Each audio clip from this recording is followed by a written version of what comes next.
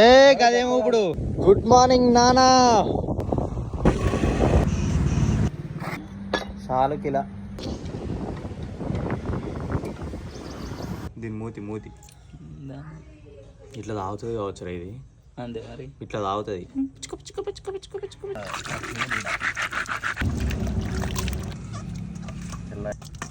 Plan చేయాలి.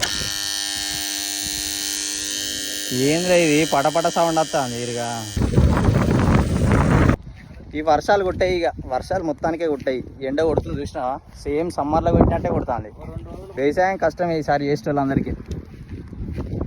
చెరువులు నిండితే కానీ పంటలు పండియలేరు, అట్లుంది పరిస్థితి ఇప్పుడు.